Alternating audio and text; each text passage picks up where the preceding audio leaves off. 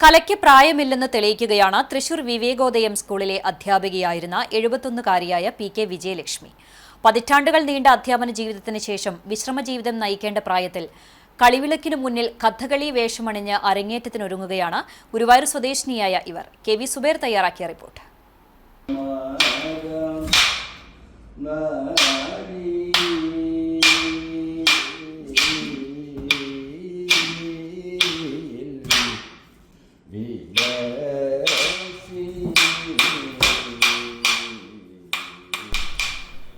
പത്ത് 12 വർഷത്തെ കഠിന പ്രയത്നം വേണ്ടിവരുന്ന കഥകളി വെറും 10 മാസം കൊണ്ടാണ് ടീച്ചറും സംഘവും അഭ്യസിച്ചത്.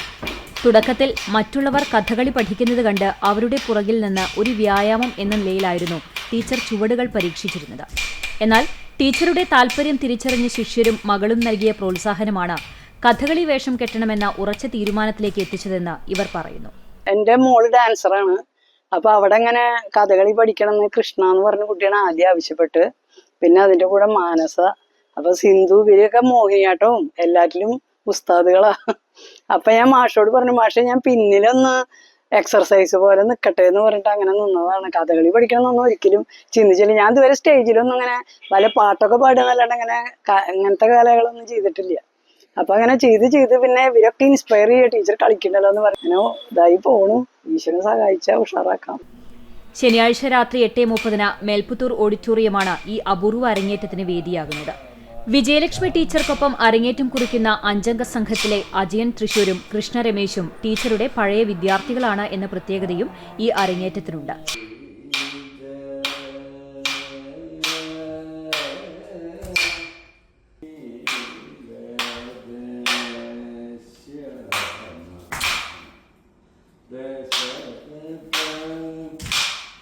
ശിഷ്യർക്കൊപ്പം ഒരേ വേദിയിൽ ഗുരുവും അരങ്ങിലെത്തുന്നു എന്നത് ഈ ചടങ്ങിന് മാറ്റുകൂട്ടുകയാണ്.